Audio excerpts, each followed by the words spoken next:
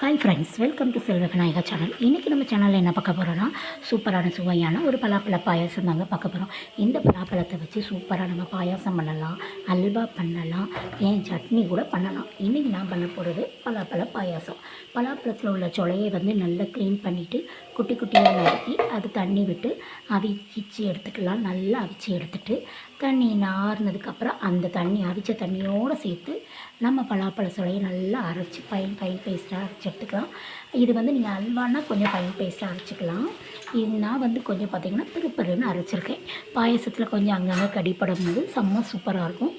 பாயாசங்கிறதுனால நம்ம என்ன பண்ணிக்கலாம், கொஞ்சத்தை கொஞ்சம் ரொம்ப வேணாம், கொஞ்சம் ஒரு மாதிரி மிதக்கிற மாதிரி திருப்பருன்னு அரைச்சி எடுத்துக்கலாம். இங்கே திரும்ப பார்த்திங்கன்னா அடுப்பில் கடாய் வச்சு தண்ணி விட்டுட்டு அந்த தண்ணியில் பார்த்திங்கன்னா வெல்லத்தை துருவி போட்டுட்ருக்கேங்க. இந்த புட்டரிப்பை வச்சு அதில் வெல்லத்தை துருவி போட்டுட்ருக்கோம். வெல்லம் காயட்டும், வெல்லம் காய்ச்சி பாகு காய்ச்சி எடுத்துக்கலாம்.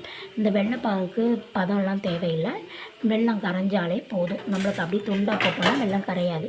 ஸோ அதனால் நம்ம இப்போ இந்த துருவியை வச்சு நல்லா நீட்டாக துருவி அதில் போட்டோம்னா வெல்லம் நல்லா கொதித்து வந்துடும், கட்டி இல்லாமல் சூப்பராக நம்மளுக்கு வந்துடும். இதில் பார்த்திங்கன்னா இந்த பலாப்பழத்தில் நீங்கள் அல்வா பண்ணும்போதும் செம்ம சூப்பராக இருக்கும். பாயாசம் பண்ணி பாருங்கள், அவ்வளோ டேஸ்ட்டாக அவ்வளோ சுவையாக இருக்கும் பாயாசம். வச்சு குட்டீஸ்க்கெலாம் கொடுத்து பாருங்கள், ரொம்ப விரும்பி சாப்பிடுவாங்க. அதே மாதிரி நீங்கள் இதில் அல்வாவும் செஞ்சு பார்த்தீங்கன்னா அவ்வளோ சூப்பராக இருக்கும். அல்வா பண்ணும்போது பார்த்திங்கன்னா கொஞ்சம் நெய் விட்டு கிண்டிக்கிட்டே இருக்கும் போது அவ்வளோ செம்மையாக ஒவ்வொரு இதுக்கும் நெய்யை விட்டு கிண்டும் போது ரொம்ப சூப்பராக இருக்கும். ட்ரை பண்ணி பாருங்கள் ஃப்ரெண்ட்ஸ். இப்போ பார்த்திங்கன்னா நம்மளுக்கு வெள்ளை தண்ணி கொதித்து வந்துருச்சு. இந்த கொதித்த வெள்ளை தண்ணி கூட நம்ம அரைச்சி வச்சுருக்கக்கூடிய இந்த பலாப்பழத்தை பலாப்பழ பேஸ்ட்டை உள்ளே தட்டிக்கலாம்.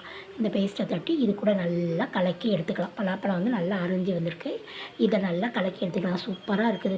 வீடு ஃபுல்லாக அவ்வளோ ஒரு மனம், பலாப்பழ மனம் பார்த்திங்கன்னா அவ்வளோ. இதை அரைக்கும் போதே அவ்வளோ வாசம். பாயசம் வச்சேன் 2 வீட்டுக்கு, இந்த பக்கத்து வீட்டு காம்பவுண்டு அந்த பக்கம் இந்த பக்கம் எல்லாம் ஒரே வாசம்.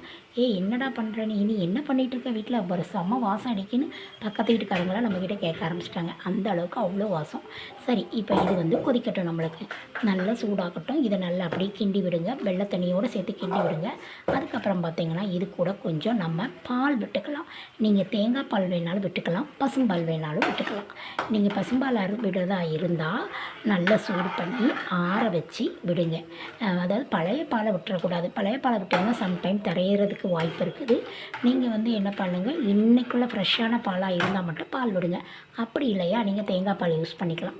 நான் இதில் இன்றைக்கி யூஸ் பண்ணியிருக்கக்கூடிய பார்த்திங்கன்னா தேங்காய் பால் தான். கொஞ்சமாக தேங்காய் பால் எடுத்து வச்சுருக்கேன். அந்த தேங்காய் பாலையும் இது கூட விட்டு நல்லா கொதிக்க விட்டாச்சு. சூப்பராக இது கொதித்து வரட்டும். இந்த பக்கம் பார்த்திங்கன்னா எந்த கலரோ எதுவுமே தேவையில்லை நம்மளுக்கு. இதில் இருக்க கலரே அவ்வளோ சூப்பராக இருக்கும். பார்த்திங்கன்னா இதில் பாருங்கள், நான் பெருன்னு அரைச்சிருக்கனால அங்கங்கே சக்கையாக இருக்கும். இது கடித்து சாப்பிடும்போது குடிச்சிட்டு அப்படியே கொஞ்சம் கொஞ்சம் கடிக்கிறதுக்கும் நல்லாயிருக்கும். வாயில் கடிப்படும். அப்படிங்கிறப்போ உங்களுக்கு செம்ம சூப்பராக சுவையாக இருக்கும். இது நல்லா கொதித்து வந்துருச்சு. இப்போ பார்த்திங்கன்னா அப்பப்போ கொஞ்சம் ஒவ்வொரு ஸ்பூன் நெய் விட்டுருக்கேன். முதல்ல நெய்யை விட்டு நல்லா வதக்கிக்கிடணும். இந்த சக்கப்பழத்தை அரைச்ச பேஸ்ட்டை நல்லா வதக்கிக்கிடுங்க. நான் இதில் ஒரு சின்னதாக மிஸ்டேக் பண்ணிட்டேன். இது வதக்காமல் அப்படியே போட்டுட்டேன். அதுக்கப்புறம் செகண்ட் டைம் வைக்கும் போது என்ன பண்ணேன், இது ஃபஸ்ட் டைம் வச்சது.